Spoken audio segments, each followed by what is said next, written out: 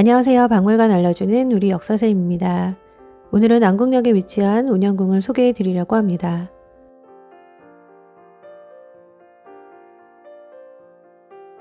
운영궁은 지하철 3호선 안국역 4번 출구 앞에 있어요. 버스를 이용하시려면 안국역 인사동 정류장에서 5분 정도 걸어오시면 됩니다. 운영궁은 조선 26대 왕 고종이 어릴 적 살았던 곳이며 흥성대원군이 정치활동을 했던 사저입니다. 운영궁은 오전 9시부터 오후 7시까지 운영하며 매주 월요일은 휴궁입니다. 입장료는 무료이며 매주 화요일부터 토요일까지는 하루 5번 전시회설을 운영하고 있으니 참고하세요. 운영궁은 고종이 왕이 되면서 그 규모가 점점 커졌어요. 원래 고종이 살던 곳에는 고종이 왕이 되면서 정 이쁜 벼슬을 내린 소나무가 있었다고 합니다. 1863년 12월 고종 즉위 직후 호조에서 17,830량을 지원받아 운영궁의 건물들을 새로 건립하거나 수리하면서 영역과 규모가 확장되었고 1864년 사랑채인 노안당과 안채인 노락당이 세워지고 고종과 대원군의 출입을 편리하게 하기 위해 창덕궁과 운영궁 사이에 경근문과 공근문을 건립했어요.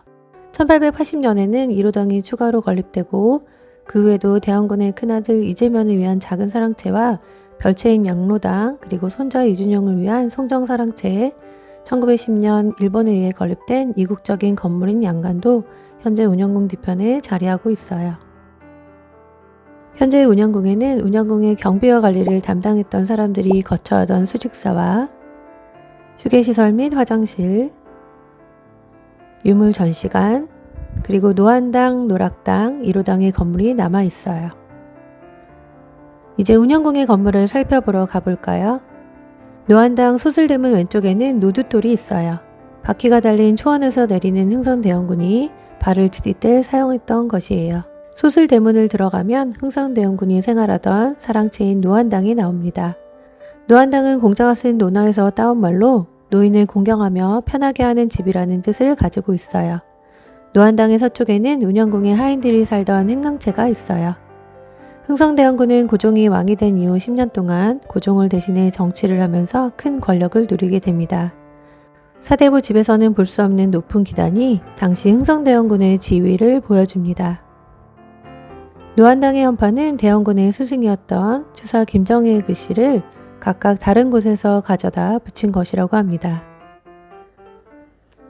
두 번째 건물은 노락당입니다. 노락당은 여성들의 공간인 안채로 운영궁에서 가장 큰 건물로 노안당과 같은 해인 1864년에 지어졌어요.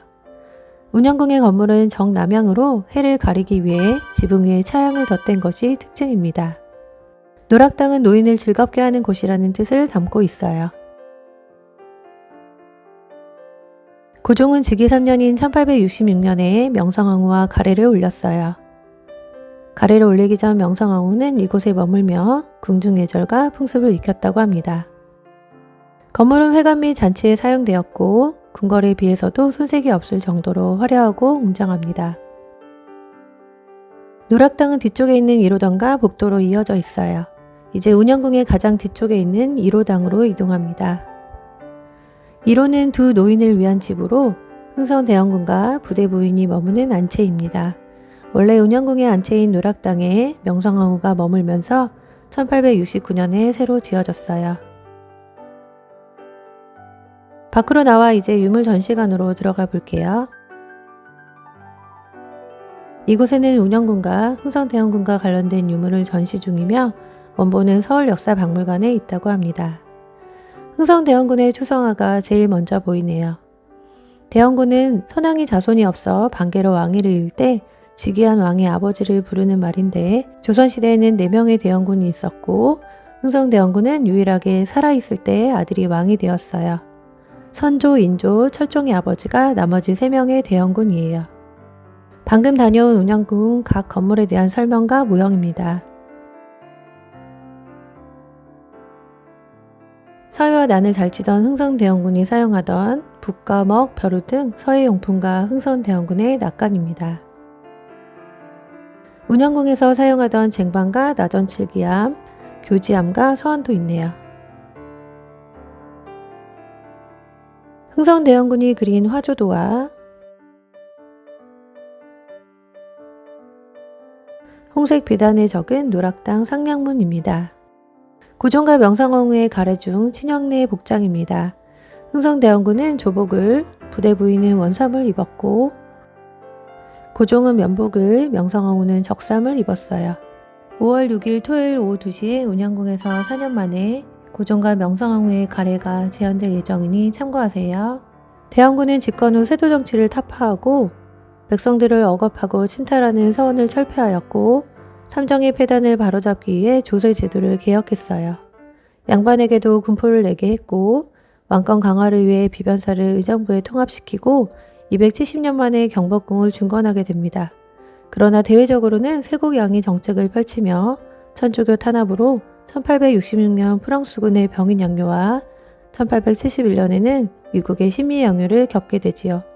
흥성대원군은 혼란스러운 조선 후기에 여러 개혁 정책과 통상 거부 정책을 실시하면서 집권을 더욱 강화하려 했지만 1873년 대원군의 실정을 비판하는 최익현의 상소로 실각하면서 운영궁의 권위 또한 실추되었고 이후 운영궁은 정치적 공간에서 석팔 안에 매진하던 예술적 공간으로 변모하게 됩니다.